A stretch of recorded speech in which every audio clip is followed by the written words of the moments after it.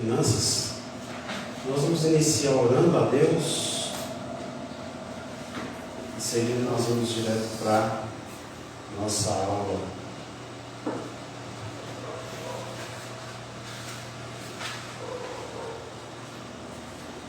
Senhor, dirige esta oração por nós, por gentileza.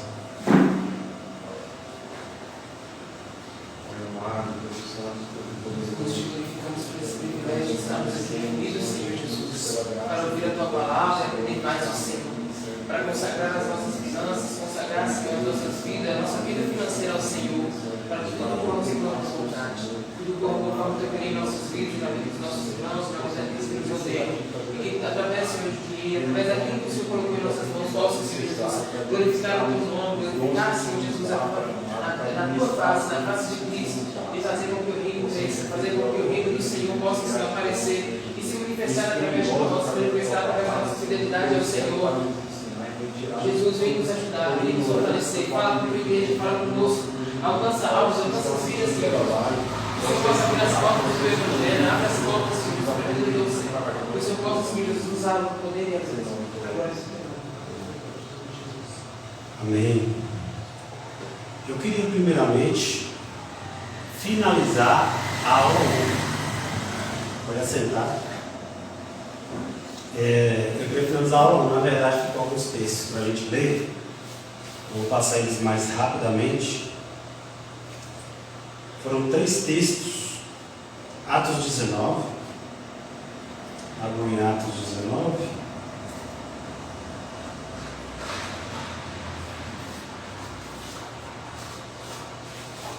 Nós vamos ler o versículo 18 a 20. Atos 19, versículos 18 a 20.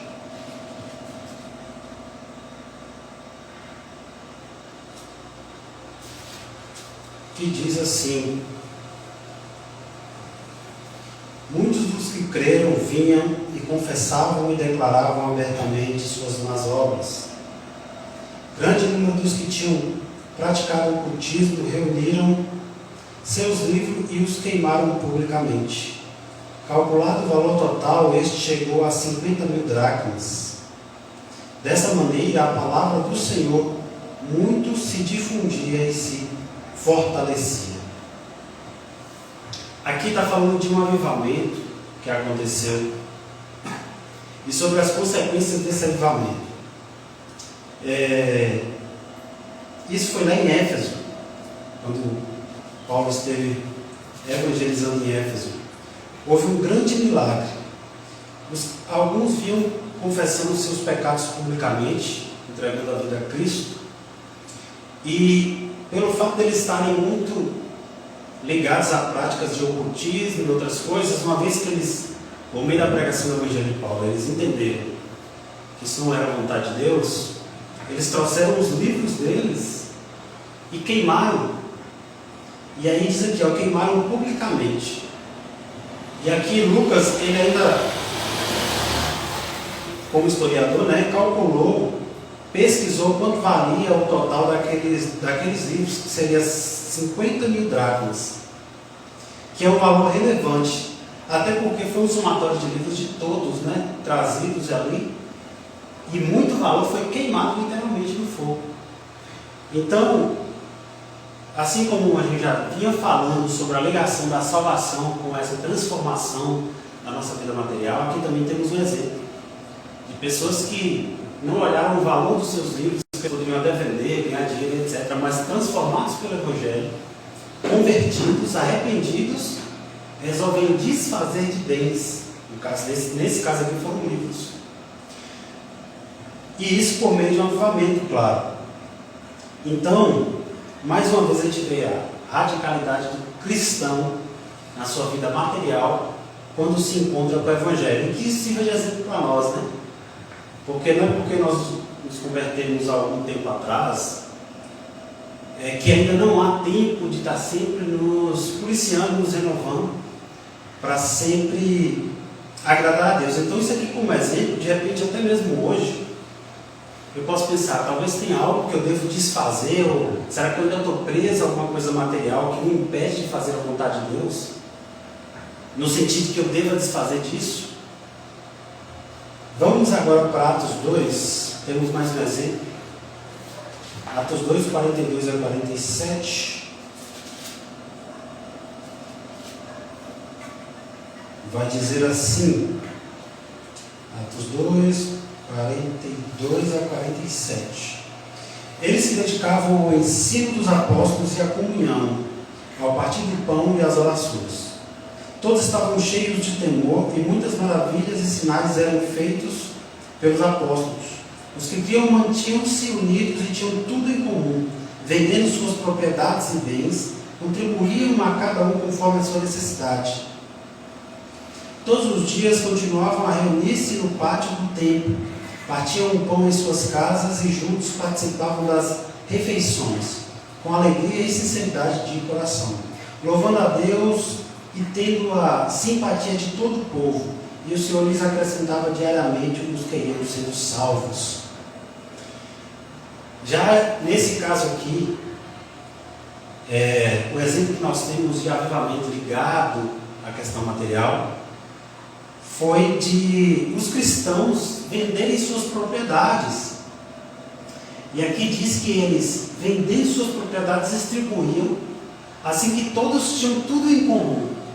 Eles não deixavam, naquele momento ali, eles não deixavam que as viúvas tivessem necessidade, enquanto outros eram ricos, aqueles que faziam parte da igreja. Então eles faziam questão de redistribuir. E aqui de livre e espontânea vontade. Que isso também sirva para nós de exemplo. Enquanto o primeiro exemplo de hoje, o primeiro exemplo de hoje, nos dá um exemplo de desfazer, aqui dá um exemplo de não desfazer propriamente, de destruir algum bem, mas de se preocupar com quem não tem, que está no meio, que é um dos nossos irmãos. E é essa avaliação que tem que ser feita. Existe algum dos nossos irmãos que necessita de algo, que eu tendo bens, consigo resolver essa situação? Então era o caso daquele povo. Eles redistribuíam, vendiam e redistribuíam os seus bens. Mais um exemplo, então aqui foi um caso muito específico, não necessariamente aqui eles vendiam propriedades. Não necessariamente talvez a gente consiga aplicar exatamente no sentido de que nem todo mundo aqui vai ter uma propriedade para começar. Mas há algo, finanças, dinheiro, em que eu posso ajudar aquele que é meu irmão, que eu sei que está passando por essa dificuldade, eu posso ajudar. Então talvez nisso aí Deus requer de nós, uma vez que nós estamos cientes de alguém, ou de um grupo, enfim, seja em algum vilarejo, cidade, município, eu falo assim, eu posso desfazer disso para ajudar esses irmãos, que são meus irmãos, seja nesse país, seja em outro país. Então a oportunidade é o que me falta para a gente usar isso como exemplo na nossa vida prática, avaliar o que eu posso desfazer hoje e atender a alguém que eu conheço, ou um grupo de pessoas cristãs que eu conheço. Aqui nesse contexto foi mais cristão, nada impede você ajudar não cristãos, mas de que eu possa atender meu irmão em Cristo. E por último, Atos 4, 32 a 35.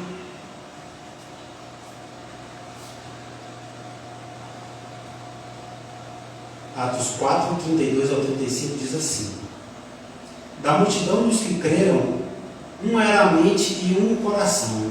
Ninguém considerava unicamente coisa alguma que possuísse, mas compartilhavam tudo o que tinham.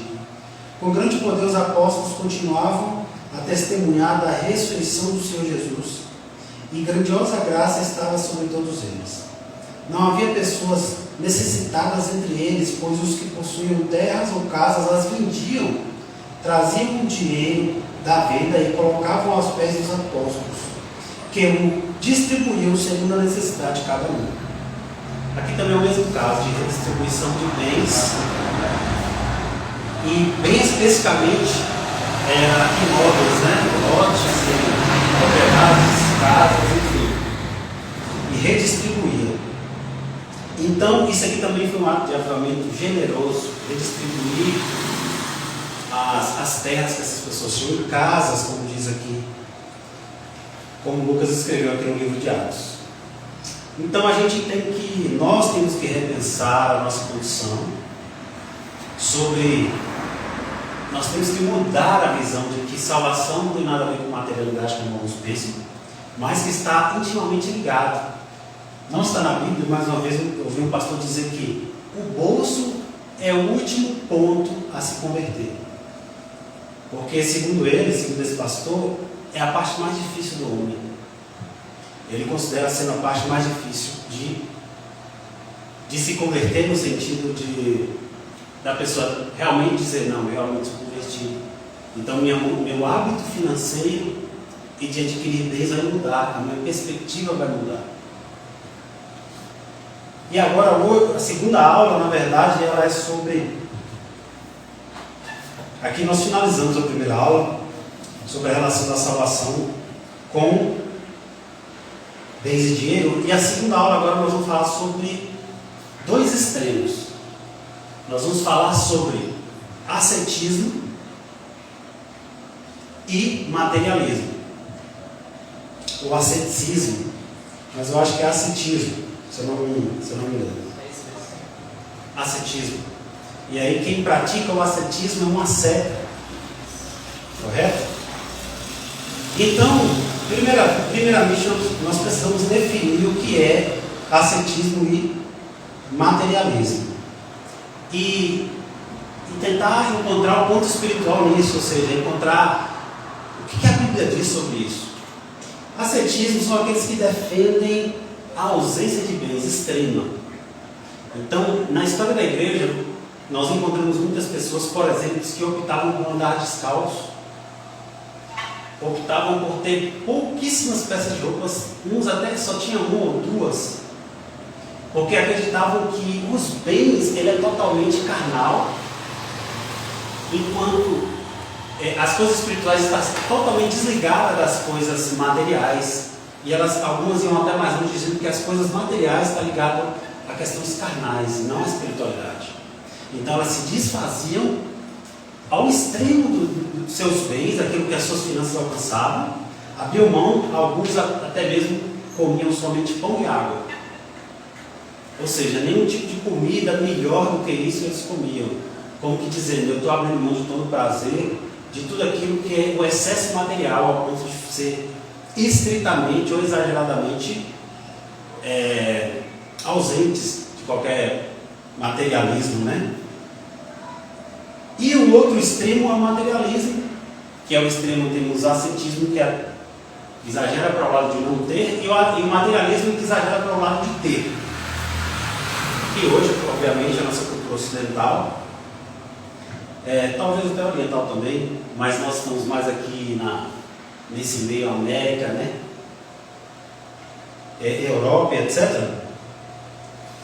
O materialismo é o que nós temos de mais forte. Aí entram os anúncios de redes sociais, os outdoor da vida, é o excesso de bens, e nós facilmente somos guiados por essa natureza, por essa lógica materialista. Por quê? Porque se nós não tivermos um bom discernimento das Escrituras, nós naturalmente andamos junto com todo mundo.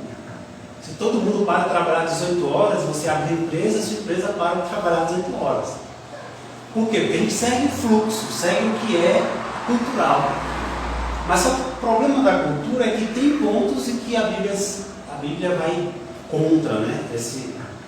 Vai contra essa lógica. E uma delas é o materialismo, é o excesso de ter.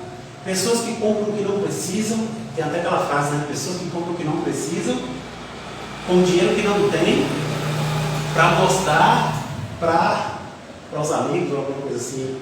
Eu não lembro 100% da frase, mas é isso.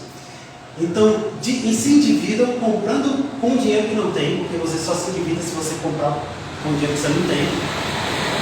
Coisas que talvez não precisam. Então, assim, você encontra isso até no meio evangélico, gospel. E nós vamos encontrar o equilíbrio disso hoje, porque nós temos que ter cuidado com o excesso dos dois lados. Então você encontrar pessoas, até pastores, enfim, mas tem aí que você vai ver pastor, né? Só pesquisar dele, puxar a lista dos bens. Que, não, eu sou colecionador de ouro. Eu já vi um falar isso, sou colecionador de ouro. Achei um pouco estranho, porque esse ouro provavelmente está vindo do dinheiro da igreja. Mas enfim, alguns exageram em ter aquilo que não precisa. E a Bíblia não é categórica em saber exatamente os pontos, mas te dá alguns princípios de análise para você saber se você está tendo em excesso ou talvez você está tendo pouco demais. Primeiro texto bíblico. Vamos para Provérbios 30, 8 e 9. Lê para nós, Pedro. Provérbios 30, 8 e 9. E Samuel, abre para mim Lucas 7, 36 a 50, por favor.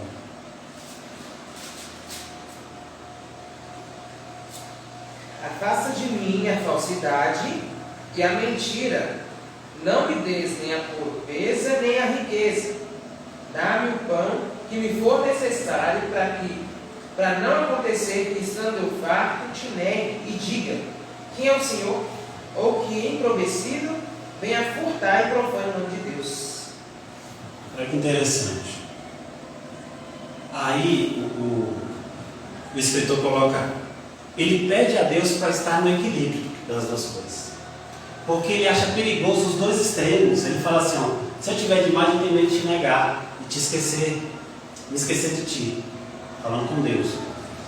E eu pobre demais, eu tenho medo também de pecar, que seria de roubar, por exemplo. Então esse texto fala claramente para nós que existe um ponto de equilíbrio, existe um ponto que agrada a Deus. Pessoas que querem de menos também podem liberar o pecado, como o escritor disse. Olha, tendo pouco eu tenho medo de roubar. Eu posso ser mais tentado a pecar tendo pouco. Do mesmo jeito que eu posso ser mais tentado a pecar tendo muito. E sabiamente ele pede a Deus, eu quero um ponto de equilíbrio. Me dá o que eu preciso. Me dá esse ponto de equilíbrio para que eu não seja tentado a pecar. Ter pouco demais pode me levar a pecar. Quantas pessoas, por ter pouco dinheiro, atraídas pelo pecado da sua carne, obviamente, elas foram tentadas e pecaram. E por que pecaram? Por ter pouco demais. É isso que o texto diz. Então, o certo é o equilíbrio. Eu não posso ter demais e nem posso ter de menos. Eu tenho que ter um equilíbrio. E aqui, você precisa ser sábio nas escrituras, porque a Bíblia não diz quantas peças de roupa você tem que ter. A Bíblia não diz tantas calças, tantas camisetas, tanto isso, aquilo, qual carro. Você que tem que ter um bom senso daquilo que está na sua necessidade.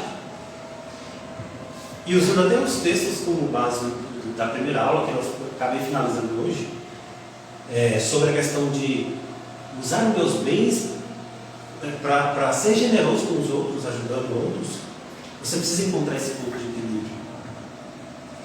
Lucas 7, 36 a 50, lê para nós, por favor, Samuel. E rogou-lhe um dos fariseus que comesse com ele, e entrando em casa do fariseu, assentou-se à mesa. E eis que uma mulher da cidade, uma pecadora, sabendo que ele estava à mesa em casa do fariseu, levou um vaso de alabastro com vinho. E estando por detrás dos seus pés, chorando, começou a regar-lhe os pés com lágrimas, e enxugava-lhes com os cabelos da sua cabeça, e beijava-lhes e ungia-lhes com vinho. Quando isto viu o fariseu que o tinha convidado, falava consigo, dizendo: se este for o profeta, bem saberia quem e qual é a mulher que o tocou, pois é uma pecadora. E respondendo, Jesus disse: Simão, uma coisa que eu dizer. E ele disse: dize a mestre. Um certo credor tinha 2 devedores. Um devia 20 dinheiros e outro 50. E não tendo versão de pagar, perdoou-lhes a ambos. Dize, pois, qual deles não amará mais? E Simão respondeu e disse: eu para mim que aquele é mais que o outro. E ele lhe disse: julgaste bem. E voltando-se para a mulher, disse a Simão: vês tu esta mulher, que vem em tua casa, não me deste água para os pés, mas esta regou-me os pés com lágrimas, e nos enxugou com seus cabelos. Não me deste ócio, mas esta, desde que entrou, não tem cessado de me beijar os pés. Não me ungiste a cabeça com óleo, mas esta ungiu os pés com vinho. Por isso te digo que os seus muitos pecados te são perdoados, porque muito amou. Mas aquele que pouco é perdoado, pouco ama. E disse a ela: os teus pecados te são perdoados. E os que estavam à mesa começaram a dizer entre si: quem é esse que até pegou pecados? E disse à mulher: a tua fé te salvou, vai em paz. Aí nós temos um exemplo de uma mulher que derramou um unguento, né, que na sua versão.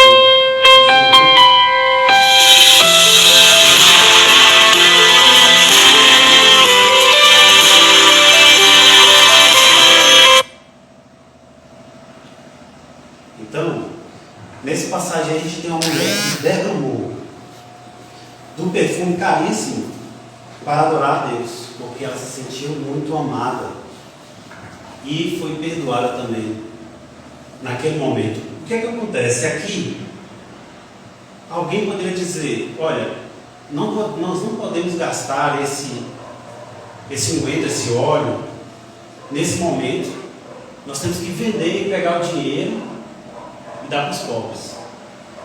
Só que Jesus agradou dela ter gasto aquele perfume naquela hora. Então, assim, é nesse momento que a gente, naquele caso especificamente, foi para adorar a Jesus. Mas a gente tem que ter claro isso, porque às vezes aquilo, abrir mão de bens pode parecer muito espiritual. Nesse caso específico, aquela mulher, se ela, digamos assim, se ela abrisse mão daquele perfume para dar aos pobres, naquele momento, talvez não fosse a melhor escolha. A melhor escolha foi derramar ele em adoração a Cristo. Então, às vezes a gente tem um senso errado: não, eu tenho que abrir mão disso, porque é mais espiritual abrir mão. E não é mais espiritual abrir mão, quando não é mais espiritual ter demais. É sempre o exagero, né? É sempre o exagero que são pecados. Exagero de ter demais e ter de menos, almejar demais e almejar de menos. Então, nós temos que fazer essa avaliação de até que ponto que Deus quer de mim. O que é que eu preciso? Quanto que eu vou esse mês ajudar pessoas? Quanto que eu vou ajudar a igreja? Quanto que eu vou ajudar a minha família? Tem pessoas, por exemplo, que têm uma visão errônea de achar que só a igreja é onde Deus recebe dinheiro. Ah não, quando Deus quer dinheiro, Ele pede para mandar na igreja. Não. A igreja é um dos lugares onde nós podemos dar dinheiro para Deus, digamos assim. Porque nós temos muitas causas de Deus por aí fora. Nós temos muitas causas de Deus por aí fora. E sempre avaliar o que Deus quer de mim, o que é suficiente para mim. O que Deus quer, de maneira Deus quer que eu cuide das finanças para a minha aposentadoria ou para gastos com saúde. Enfim, tudo isso tem que ser avaliado para a gente não cair nas armadilhas de ter de menos é espiritual. Ter de menos é bom, Deus quer que eu tenha de menos. Vamos para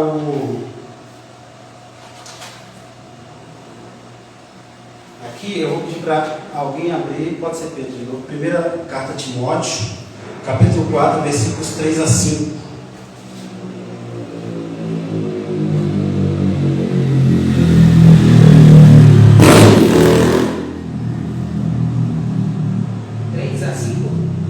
Isso. Samuel, abre por favor em Lucas 12, 15. 1 Timóteo 4, 3 a 5. E proíbe. Espera só Samuel achar Lucas 12, 15 para todos nós aproveitarmos. Pode ir, Pedro. E proíbe o casamento e exigem abstinência de alimentos que Deus criou para serem recebidos com gratidão pelos que creem e conhecem a verdade. Pois tudo que Deus criou é bom, e se recebido com gratidão nada é recusado, porque é santificado pela palavra de Deus e pela oração. Isso. Aí Paulo está combatendo a heresia de alguns proibirem alguns alimentos. E Paulo diz assim: não, o que Deus criou é bom se recebido com ação de graça. O que é ação de graças? Agradecimento. É orar agradecendo, é ser grato por aquilo que Deus dá. Então aí ele também combate a ideia de que não, eu não posso comer de tudo. Claro que se você comer tão mal a ponto de ter uma saúde ruim, aí você pega, mas por não cuidar do corpo que Deus te deu. Mas a proibição de alimentos no sentido de que, não, se eu comer só fruta é mais espiritual do que se eu comer um bolo confeitado. Ou esse tipo de coisa, ou seja, aqui combatendo o ascetismo. Ele diz, não, o que Deus criou é bom, se recebido com ações de graças. Então alguns até mesmo falam sobre proíbem casamento. Paulo também combateu essa heresia de proibição de casamento. E isso é um entendimento muito errado, porque os ascetas também têm, eles negam, não é só por questão material, os ascetas negam qualquer tipo de prazer. Então muitos deles pregavam, esqueci a palavra, que é ficar solteiro. Eles pregavam essa vida de não pode casar, porque casamento eu vou ter... Sim? Celibato. Isso, celibato é a palavra. Celibato. E aí muitos ascetas escolheram não casar, porque no casamento iria ter relação íntima, e na relação íntima tem prazer. Então eles acreditavam que não, então não casar é melhor, não casar é mais espiritual, eu vou estar mais próximo de Deus se eu não tiver esse tipo de prazer. E aí, voltando até na questão do alimento, alguns faziam a mesma coisa com alimentos, e só comiam alimentos restritos e etc. Então Paulo também combate isso, não, porque Deus pregou ser recebido com ação de graça. Pedro, você que já está em 1 Carta de Timóteo, abre, continue Timóteo, capítulo 6, versículo 17. Exorte os ricos deste mundo a que não sejam orgulhosos, nem depositem a sua esperança na instabilidade da riqueza, mas em Deus, que tudo nos proporciona ricamente para o nosso prazer. Ele diz que os ricos não devem ser orgulhosos, confiando na insegurança dos bens materiais. Então a primeira coisa que ele diz assim, olha, os ricos que se converteram, o que deve fazer? Isso é uma instrução de Paulo direta aos ricos. Falou, primeiramente, sejam generosos. Sejam generosos, não sejam orgulhosos, confiando na matéria, mas sim em Deus, que tudo nos dá ricamente. Porque é Deus que dá tudo que eu preciso. Na verdade, tudo provém de Deus, seja o meu mantimento.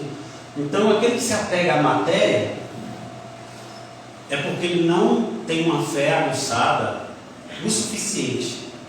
Porque Deus é quem provê todas as coisas. É por isso que eu só consigo ser generoso se eu não for apegado. Então, esse texto também tem uma análise nesse sentido.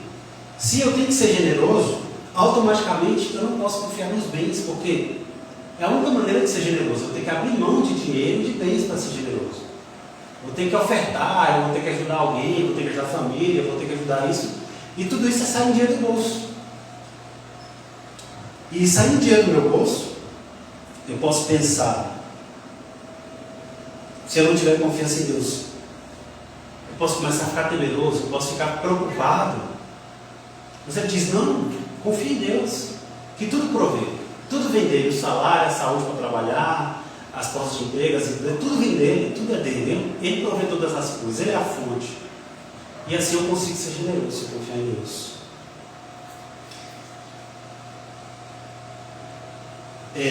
Agora nós vamos para Lucas 12:15. Pode ler, Simão. Disse-lhes, acautelai-vos e guardai-vos da avareza, porque a vida de qualquer não consiste na abundância do que possui. Sim, esse versículo anterior e esse de Lucas está combatendo o materialismo. Ele diz aí que acautelai-vos, lê de novo essa parte, no início. Acautelai-vos e guardai-vos da avareza. Acautelai-vos e guardai-vos da avareza. A avareza é amor ao dinheiro, é ganância. É ganância, amor ao bens de dinheiro. Ele diz assim, porque a vida de um homem não consiste na abundância dos bens que ele possui. Jesus está dizendo assim, olha, o valor da vida, o valor de um homem, ou até mesmo o significado da vida não é em relação aos bens, não é se tem muitos bens, então a vida dele é melhor, mais valiosa, ou é mais significativa. Então ele diz assim, ó, se guarde da avareza, se guarde da ganância, que é querer ter demais. Isso é avareza e isso é ganância. Ter demais, não quer abrir mão. Ajuda, não quer ajudar. Então ele se guarde da ganância, da avareza, porque a vida de um homem não consiste na abundância dos bens que ele possui. Mais um versículo para nos colocar no equilíbrio. Diga, Pedro. Eu queria que você ensinasse a gente a rebater as pessoas que se gastam em jogos de azar. O que a gente fala a respeito dessas pessoas? Jogos de azar? Loteria, esses trem. Que jogam isso? Isso é lá na frente, um capítulo lá na frente. Tem um capítulo para isso. Vamos esperar.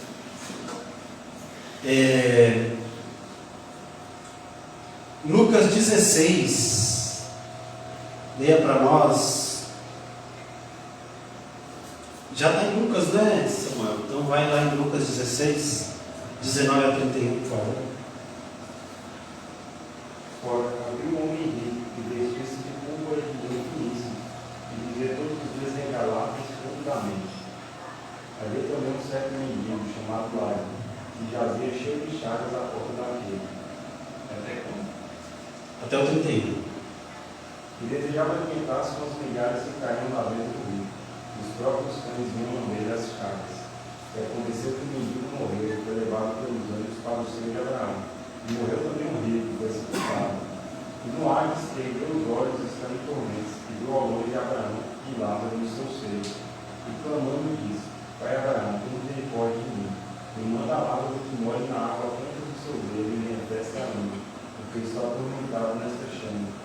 Disse, porém, Abraão: Filho, lembra-te de que recebeste os teus bens em tua vida, e Lázaro somente males, e agora este é consolado e tudo atormentado. E também disso, e além disso está posto o grande abismo entre nós e vós, de sorte que os que quisessem passar daqui para vós não poderiam, nem tampouco os de lá passar para cá. E disse ele: Rogo-te, pois, ó Pai, que mandes à casa de meu pai, pois tenho 5 irmãos, para que eles dê testemunho, para que os que não venham também para este lugar de comigo. Disse Abraão: Tem Moisés e os profetas, ouçam-me. E disse ele: Não, pai Abraão, mas se algum dos mortos fosse ter com eles, arrepender-se-iam. Porém Abraão lhe disse: Se não ouvem a Moisés e aos profetas, tampouco acreditarão, ainda que algum dos mortos ressuscite. Essa é a passagem muito famosa, né? Do rico e Lázaro. Aí, na verdade, está mostrando qual é a palavra? A discrepância da vida aqui e a vida lá. Aí fala de um mendigo, que é Lázaro. Ele precisava de ajuda. Ele ficava esperando comer das migalhas. E tinha um rico. Nesse cenário, depois da morte, Lázaro foi para o seio de Abraão, digamos, foi salvo, e o rico foi condenado.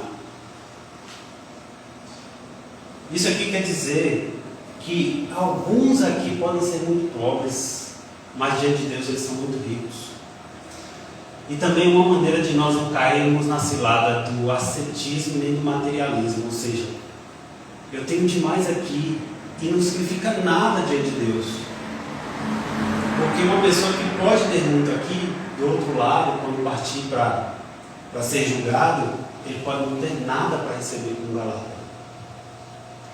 Esse caso é o mesmo caso lá de Apocalipse, sobre a carta de Laodiceia, que Jesus condenou aquela igreja dizendo assim: vocês dizem rico sou, de nada tenho falta, mas tu não sabes que és pobre, miserável, cego e nu. Então isso é um contraste muito grande. Nós temos que pensar, na verdade, como ser rico em Deus. Esse que é o ponto de equilíbrio. O ponto de equilíbrio é quando você consegue olhar para algo, a quantidade de dinheiro que você tem ou bens, e dizer: não, se eu fizer isso, eu vou ser mais rico em Deus. Se eu fizer isso, eu vou ser menos rico em Deus, ou não vou ter nenhum tipo de galardão da parte de Deus. E assim você começa a moldar seu pensamento para lidar com bens e dinheiro. Então tudo é. Se eu fizer isso, eu vou ser mais rico ou mais pobre em Deus? Se é que existe mais pobre em Deus. Eu vou ser mais galardoado ou menos galardoado? Mais recompensado ou menos recompensado? Toda a vida material e financeira é sobre essa análise. É sobre o que Deus quer de mim. De que maneira eu posso usar meus bens de dinheiro de uma maneira que eu seja rico em Deus. E não ficar me baseando na questão terrena, que é ter menos demais. Ter menos demais seria ter muito pouco ou ter muito. Não é nem uma coisa nem outra. É sempre se perguntar o equilíbrio que Deus quer. Deus, o que o Senhor quer de mim? Se o Senhor quiser que eu pague um plano de saúde, eu pago um plano de saúde. Não, o que eu quero dizer com isso?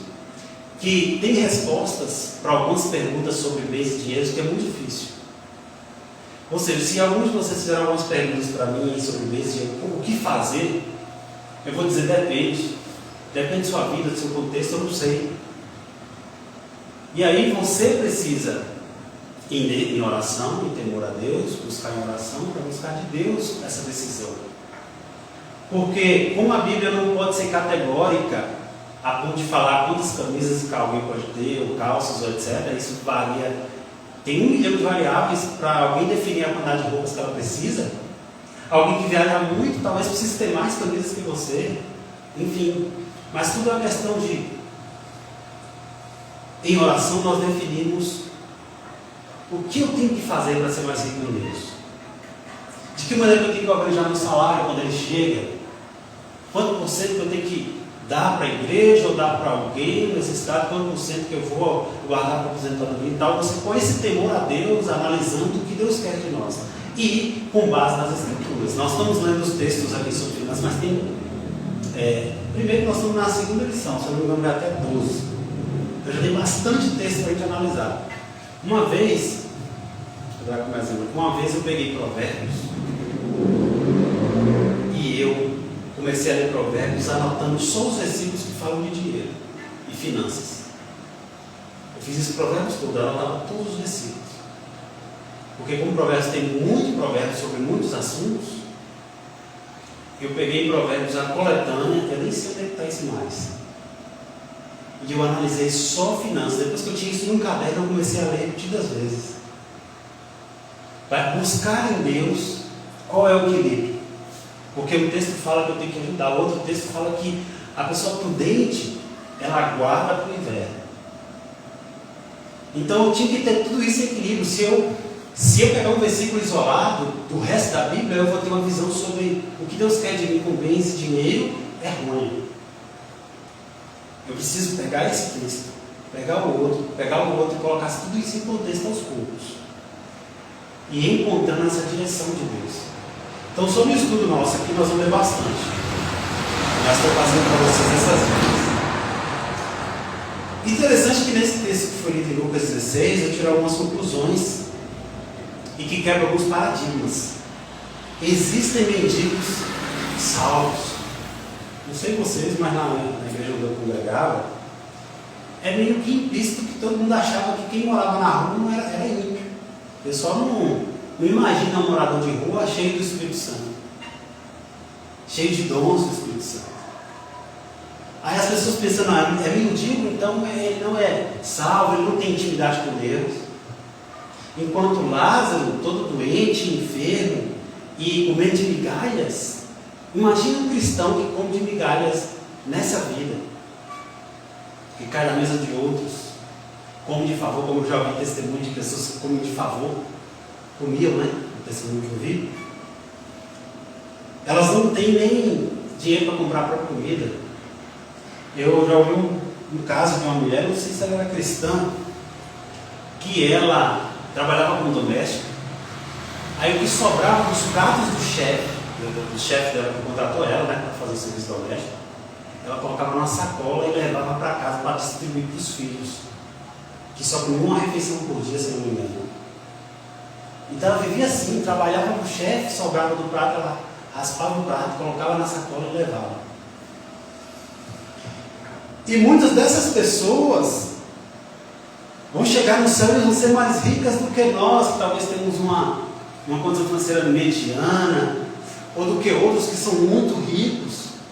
Tem uns, eu não estou nem considerando os que não são salvos, que no caso do texto, tem pessoas que nem no céu vai, mas mesmo as que vão, serão galardoadas de maneira diferente. Umas serão mais honradas do que outras, porque viveram mais a vontade de Deus do que outras. A questão não é que os mais pobres vão ficar num lugar mais alto. A questão é que aqueles que ficaram mais na vontade de Deus serão mais honrados. Seja tendo um salário mínimo, tendo 10 mil reais, tendo 1 milhão, não importa. A questão é o quanto alguém se entrega à vontade de Deus. E lá no céu, né, nessa parábola, um rico pode ser mendigo. Nesse caso aí, o nível máximo de mendigar depois da morte é ir para o inferno. Nesse caso aí, o rico pedia por água. Imagina alguém que tinha tudo, agora não tem nem água. Era rico aqui e muito pobre diante de Deus. Não era rico para com Deus. Uma pessoa tinha tem muita gente que tem muito aqui, mas depois ela não vai ter nem uma gota de água. Porque ele pediu um pouco de água, gotas de água que ele pediu. Deixa eu abrir o Apocalipse aqui e já encerro.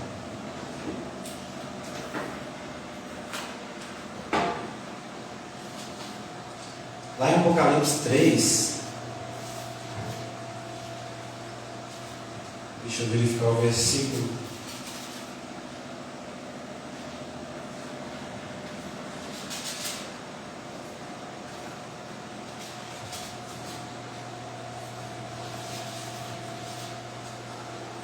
Versículo 14. Ao anjo da igreja em Laodiceia escreva: estas são as palavras do Amém, a testemunha fiel e verdadeira, o soberano da criação de Deus.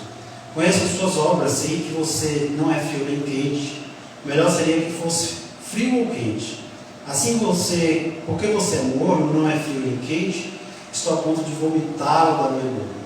Você diz: estou rico, adquiri riquezas e não preciso de nada. Não conhece, porém, que é miserável, digno de compaixão, pobre, cego, que está nu. Dou-lhe esse conselho: compre de mim ouro refinado no fogo, e você se tornará rico. Compre roupas brancas e vista-se para cobrir a sua vergonhosa nudez. E compre colírio para ungir os seus olhos e poder enxergar. Estou lendo a versão NVI, até aqui. Olha só, o paralelo que o próprio Jesus faz aqui nessa carta, né, quando João escreve ela foi ditada. Ele diz assim, ele faz um paralelo das coisas que eles tinham materialmente e das coisas que eles não tinham espiritualmente. Ao tempo que ele diz: sou farto, né, sou rico, nada tem falta. Então ele compara assim: olha, o que é ser rico? Nesse caso, obviamente, em todos os casos, pessoas que vão ter roupas, é o mínimo.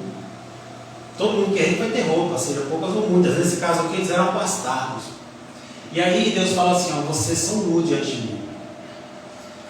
Vocês não têm nem a vestimenta branca, simbolizando a nossa salvação, que a vestimenta espiritual, que foi limpa pelo sangue de Jesus. Vocês não têm vestimenta, vocês nem enxergam. Ou seja, eles também estavam cegos porque não enxergavam espiritualmente. Ao mesmo tempo que ele via muito bens ou dinheiro, hoje em dia nós vimos na tela do celular aquela quantidade de dinheiro. Tem pessoas que ele fica cego porque enxerga somente aquilo. E aí Deus fala assim: você nem está enxergando as coisas, você nem está vendo a realidade. Uma realidade que é tão realidade quanto essa realidade de matéria aqui. A pessoa está tão cega pelo que ela tem, que ela não enxerga que ela não tem nada. Então, finalizando, abstinência em excesso de bem, simplesmente por achar que isso é espiritual, é uma maneira errada de pensar. Inclusive pode te levar a pecar, porque isso pode ser uma tentação, ter de menos, como disse o escritor de Provérbios. Ao tempo que o materialismo também é um erro, pessoas que estão apegadas e enxergam somente os bens, amam os bens de maneira que não conseguem ser generosas, ou seja, não conseguem redistribuir aquilo que Deus deu.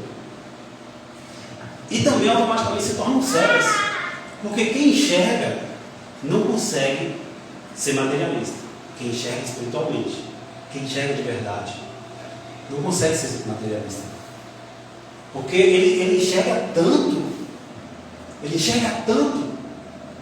que ele fala assim, abrindo mão disso aqui eu tenho mais, isso que eu enxergar de verdade, ele consegue ver pela fé, ele consegue ver o que é riqueza. É por isso que Paulo abriu mão de tanta coisa e disse assim, eu deixo para trás, eu faço de tudo isso que eu tinha, como nada, para perseguir o alvo, ou seja, eu encontrei algo que realmente vale a pena. Isso que é enxergar. Assim como se eu trouxer uma maleta de ouro verdadeiro aqui, todo mundo vai, todos vocês dois vão se assustar e ser atraídos pela beleza do ouro e o que o ouro pode conquistar. Mas se você tiver com a visão correta, você sabe que aquela maleta de ouro não é o que ela diz ser de verdade.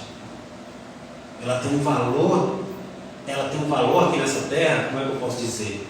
Torto, embaçado. Onde ela não declara o valor real. E nós que somos espirituais, seguimos a palavra, que podemos dizer o valor que aquele tem. Ou como conquistar mais com aquele ouro. Né? Eu posso pegar esse ouro para conquistar mais ouro. Lá com Deus. Entende?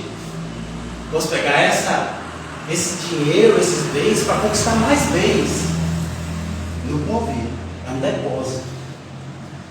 Amém? Perguntas? Você, Pedro? Tem perguntas? Você é o cara da pergunta. Se for futuro, aí eu vou explicar agora não.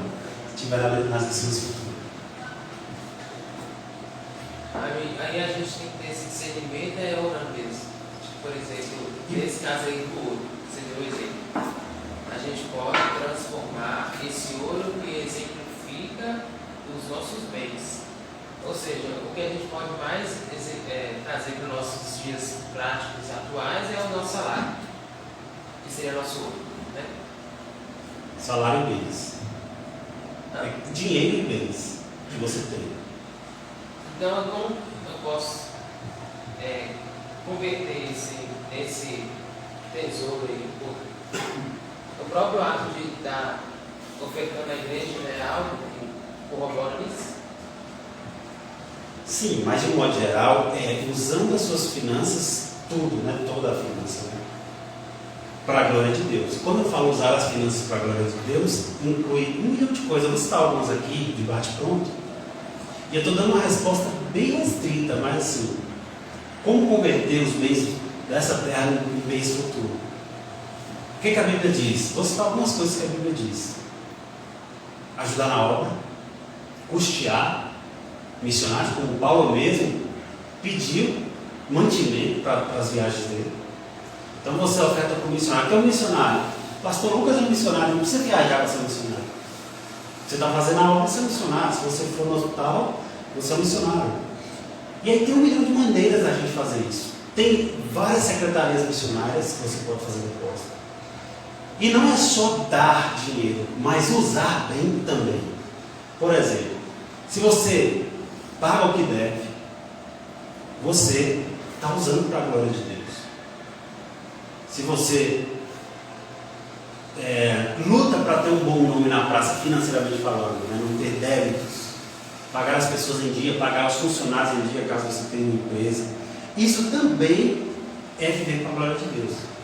Então a finança, na verdade, envolve muito, não é só o dar, mas o usar também faz parte. Quando você for usar o dinheiro, usar corretamente. Aí, é o que eu disse, não dá para eu entrar nos detalhes da sua vida. A não ser se a gente sentar e ficar conversando 1 hora aqui, eu poderia dar algumas dicas, ou a palavra eu poderia abrir alguns versículos. Mas de modo geral porque, na verdade, isso aqui não é um conhecimento finito, isso não é um curso que você vai saber tudo. Isso é uma parte, porque cada dia que passa nós aprendemos mais nas Escrituras. Então você, com foco nas Escrituras, sempre aprender o que Deus quer. com dinheiro. Eu dei até um exemplo de ler Provérbios. Você lê Provérbios de fora a fora e anotar e praticar. Você já aprendeu uma parte do que a Bíblia diz sobre dinheiro na prática, porque Provérbios é bem prático, concorda comigo? Provérbios é bem prático, no sentido de falar sobre dar, fala sobre guardar, fala sobre preguiça, né? Está diretamente relacionado. Preguiça, então Provérbios é prático. Como Provérbios é prático, você consegue aplicar aqui e agora. Os outros textos também são práticos, só que talvez você tenha que interpretar um pouco mais para poder tirar algo prático. Foi esses textos que nós lemos aqui, né? Do rico e Lázaro, por exemplo, a gente tem que interpretar aquilo ali para poder aplicar, porque é o seguinte: nem todo rico vai para o inferno como foi o rico, que era o personagem que estava ali na mesma cena de Lázaro. Mas a gente interpreta que ele não fez a vontade de Deus, era rico na terra, e Jesus quis mostrar o contraste espiritual. Existem muitos casos de contraste. Por que Jesus quis mostrar esse contraste? Para que nós vigiemos. Ou seja, não se iludir. Tenho muito aqui, não quer dizer que você tem lá em cima, mas sim se você vive aplicando e gastando dinheiro e dando para a glória de Deus. Agora, por exemplo, quanto que eu tenho que dar? Nós vamos aprender alguma coisa sobre isso, mas nós vamos dar uma noção de quanto dá, mas cada pessoa vai ser diferente. Mas nós vamos estudar sobre isso. O quanto eu devo dar o dinheiro? Vamos estudar sobre isso. Só que mesmo nós estudando, não é uma regra fixa. É um conceito que a gente consegue analisar, você vai conseguir analisar as finanças e falar, eu acho que vai ser mais ou menos isso aqui, mas é só um norte. No fim das contas, com o temor, orando, você fala, ó Deus, depois de orar tal, eu entendi que é isso aqui. Eu entendi que eu tenho que pagar isso. Eu entendi que eu devo pagar um plano de saúde para minha mãe. Enfim, aí você vai orando. Por que tem que ser muita oração? E Bíblia. Por causa disso, a gente tem que interpretar demais, tem muito texto bíblico. E tem casos muito diferentes, de muitas vidas diferentes. A minha vida é diferente da sua, diferente da de Samuel. Então, assim, é muita diferença para a gente conseguir chegar numa regra.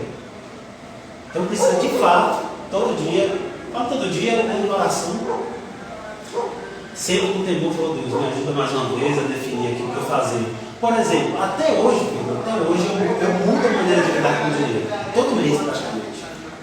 Porque eu aprendo coisas novas. Deus me guia para coisas novas.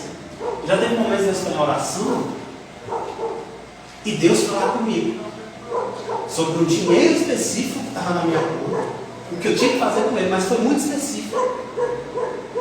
Então ali, tanto é que depois desse dia, Deus nunca mais falou dessa maneira. Ou seja, eu sabia exatamente sobre aquele caos, mas eu estava em oração, estava lendo a Bíblia na passagem sobre finanças. Coríntios 9, 1 Coríntios 9, 2 Coríntios 9, acho que é 1 Coríntios 9 sobre finanças.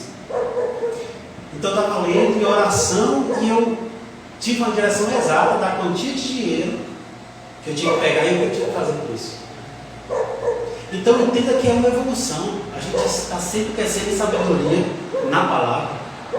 Então não vai ter uma regra que você vai colocar hoje, provavelmente daqui a um tempo você vai mudar. Você vai falar, não, eu estou entendendo que Deus quer mais assim e assim. Não estou entendendo que eu devo ajudar mais isso. Então, eu penso que vai sempre mudar. Porque a Bíblia não dá essa regra e Deus vai guiando o seu coração. Então, pegando isso aí que você falou, é certo dizer que hoje não existe mais dízimo? Eu não acredito, nós vamos estudar sobre isso. Eu não acredito no dízimo como mandamento para o Novo Testamento, mas como referência. Pois é, como você escolheu. Eu acredito como referência.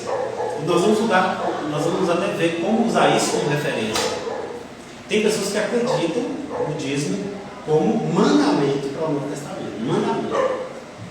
Então, aí já é uma questão teológica de sentar e começar os pontos e contrapontos. Eu, pelo que eu analisei, as passagens do Novo Testamento sobre isso, eu cheguei à conclusão, eu acredito que não é mandamento, mas era um mandamento de 10% exatamente. Não podia ser 9,8. O mandamento tem que ser 10, não pode ser 9,8. Então, e hoje eu não entendo assim. Eu entendo de uma maneira diferente.